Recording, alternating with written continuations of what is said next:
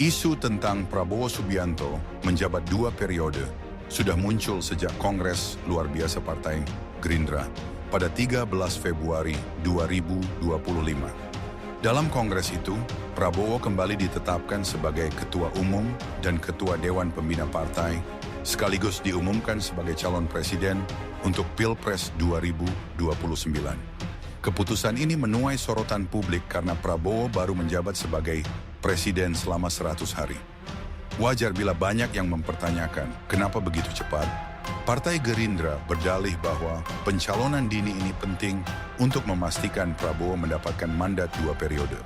Menurut mereka, ini bukan hanya soal politik jangka panjang, tapi juga bentuk konsolidasi dan komitmen untuk mendukung keberhasilan pemerintahan Prabowo di periode pertamanya. Dengan kata lain, 5 tahun ke depan akan menjadi taruhan besar agar Prabowo layak melanjutkan ke periode kedua. Namun langkah ini dinilai terlalu cepat. Dalam sejarah politik Indonesia, belum pernah ada presiden yang baru menjabat 4 bulan langsung dimajukan kembali untuk periode berikutnya. Bahkan Susilo Bambang Yudhoyono maupun Jokowi dulu tidak mengalami situasi seperti ini. Melihat dinamika itu, Prabowo akhirnya angkat bicara. Dalam penutupan Kongres 4 Tunas Indonesia Raya, TIDAR, ia meminta para pendukungnya untuk menghentikan narasi 2 periode. Dengan alasan, pertama, karena ia merasa belum pantas membicarakan masa jabatan berikutnya saat masa tugas yang sekarang saja baru berjalan seumur jagung.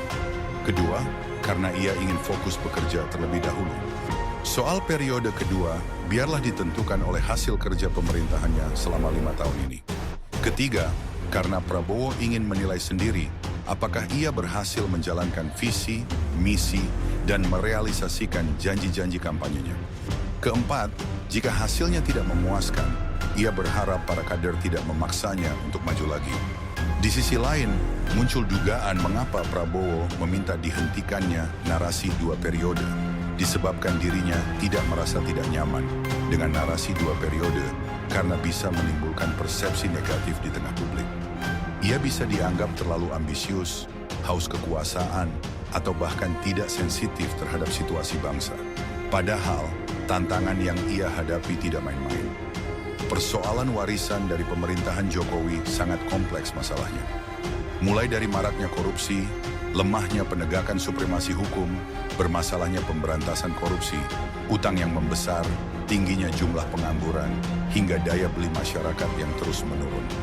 Di saat bersamaan, ia juga harus merealisasikan janji-janji besar seperti makan bergizi gratis untuk puluhan juta pelajar, pembangunan jutaan rumah, penciptaan 19 juta lapangan kerja, serta target ambisius lainnya seperti pertumbuhan ekonomi 8%, menghilangkan kemiskinan, serta swasembada pangan dan energi. Tidak berhenti di situ, Prabowo juga berjanji membangun 300 fakultas kedokteran, memberikan ribuan beasiswa, memindahkan pusat pemerintahan ke IKN sebagai ibu kota politik pada tahun 2028, memberantas korupsi tanpa kompromi, dan menyelesaikan berbagai persoalan lainnya yang sedang dihadapi Indonesia saat ini.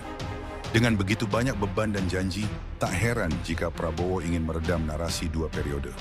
Ia sadar bahwa jika narasi itu terus digaungkan sejak sekarang, justru bisa menjadi bumerang politik.